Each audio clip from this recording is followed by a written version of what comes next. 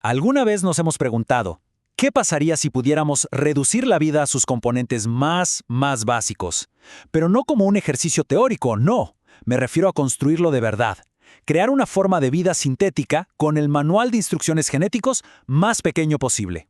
Bueno, hoy vamos a sumergirnos en un logro científico que es simplemente increíble, que hizo exactamente eso, y que de paso reveló un misterio totalmente inesperado. Muy bien, entremos en materia. Todo comienza con un grupo de científicos geniales del Instituto J. Craig Venter. Ellos partieron de una célula sintética a la que llamaron JCBI SYN 1.0. Pensemos en esta como la versión completa, la original, con sus 901 genes. Pero luego se embarcaron en una misión que suena a ciencia ficción, una misión de minimalismo genético.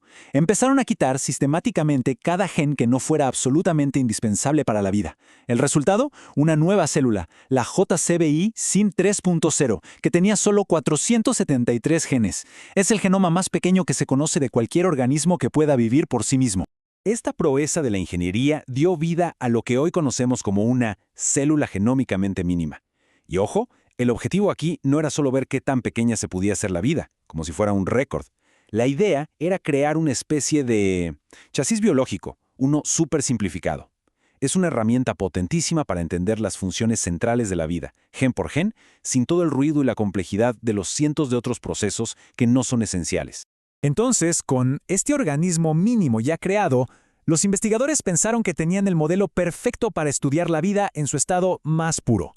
Pero claro, la biología, como casi siempre, tenía otros planes. Y es que, la célula mínima estaba viva. De eso no había duda.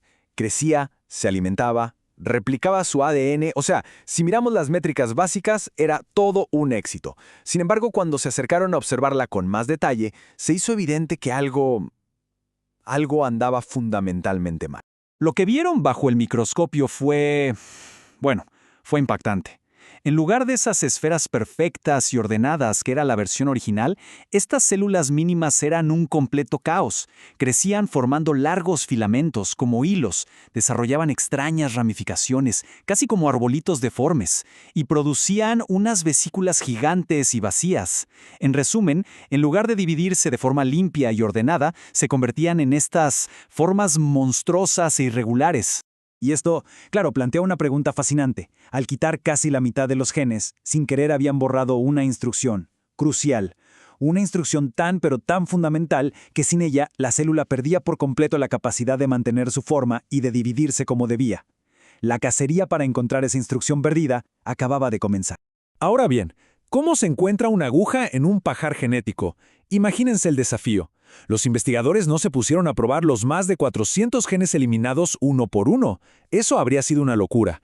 En vez de eso, usaron un método increíblemente astuto. Siguieron un enfoque que se conoce como genética inversa. Funciona así. Primero, se aprovecharon de que el genoma original lo habían minimizado en 8 grandes segmentos. Entonces, lo que hicieron fue probar cada uno de esos segmentos minimizados, pero en una célula que por lo demás era normal. Y sorpresa, solo uno de ellos, el segmento 6, era el que causaba el problema de la forma. Esto de repente redujo la búsqueda de cientos de genes a solo los que estaban en ese pedacito. Y el punto clave es que así lograron aislar el problema a un grupo de apenas 19 genes, que cuando los volvían a planear, la célula se arreglaba. Y así, de un plumazo, pasaron de tener más de 400 genes posibles a solo 19 sospechosos. La respuesta a todo este misterio estaba ahí, oculta en ese pequeño grupito. Ahora, solo necesitaban identificar a los culpables exactos. Con la lista de sospechosos ya reducida a solo 19, el equipo se lanzó a la fase final de su investigación. Ahora tocaba probarlos en diferentes combinaciones para descubrir qué se necesitaba exactamente para restaurar el orden en esas células caóticas. Y es aquí donde la historia se pone todavía más interesante. Resulta que no había un único gen de la forma. No era tan simple. Añadir un solo gen, incluso uno que ya se sabía que estaba involucrado en la división celular como el FTZ, no era suficiente. No funcionaba. Lo que se necesitaba era un equipo de genes, trabajando todos juntos en conjunto. El número mágico resultó ser 7. Hacían falta 7 genes específicos, trabajando en perfecta sincronía para que la célula mínima pudiera dividirse correctamente y mantener su forma esférica perfecta. Ni 6 ni 8. Exactamente 7. Y esto nos lleva a la mayor sorpresa de todas. De esos 7 genes cruciales, 2 eran viejos conocidos de los científicos, FTSZ y CEPF, ambos implicados en la división celular. Otro era una hidrolasa, una especie de tijera molecular. Pero los otros 4, que eran absolutamente esenciales para esta función tan básica, eran genes de función completamente desconocida. La ciencia no tenía ni la más remota idea de qué hacían. Solo se sabía que sin ellos, la vida se desordena. Como los propios investigadores concluyeron, este descubrimiento subraya la naturaleza poligénica de la división celular. ¿Qué significa eso? En otras palabras, que no es un trabajo de un solo gen, es una red compleja, es un esfuerzo de equipo, incluso en la forma de vida más simple que somos capaces de construir.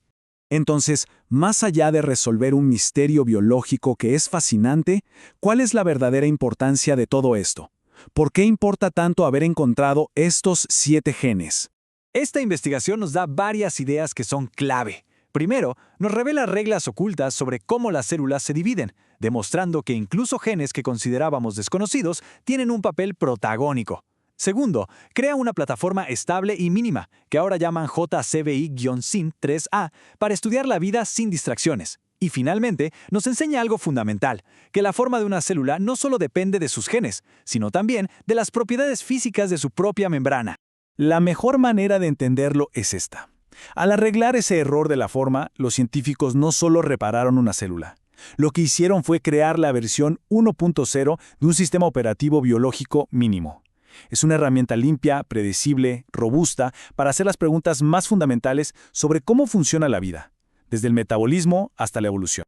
Al final, este increíble viaje hacia lo mínimo no nos dio todas las respuestas. Todo lo contrario, nos reveló lo poquísimo que todavía sabemos, en especial sobre esos genes de función desconocida que resultaron ser esenciales. Nos deja con una pregunta flotando en el aire.